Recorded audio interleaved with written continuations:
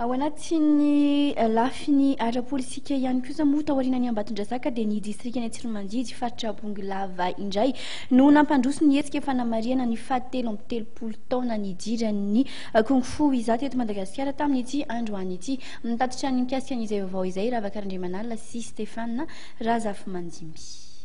Tonga nanome voninahitra ny lanonana fanamarina ny fahatelo amby telopolo taona nidiran'ny taranja Kung Fu izato eto Madagasikara izay notanterahana androany teto Tsiromandidy i Sylvain Rabetsarona filoam-boninahitra ny Kung Fu izato eto Madagasikara.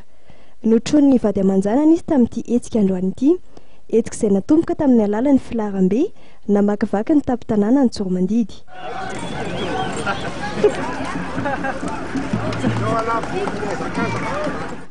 Ankoatra ireo mpikatroka avy eto Tsiromandidy sy manodidina azy dia nandray anjara tamin'ity filaram-be ity ihany koa ny londoa misorona avy ao anivon'ny fikambanana nasionaly ny Kung Fu izato eto Madagasikara ka isany tamin'izany ny maître Avoko Rakotoary Jaune.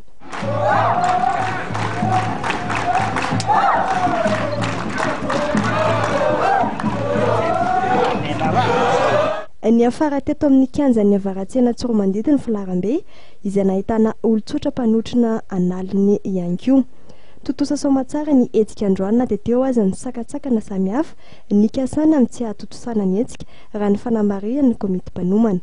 Marina fa itoy mandritra taona ity ny fankalazana ny fahatelo amby telopolo taona nidirany Kung Fu izato eto Madagasikara ka toerana maro manerana ny nosy no mbola hampandroso ny hetsika fankalazana.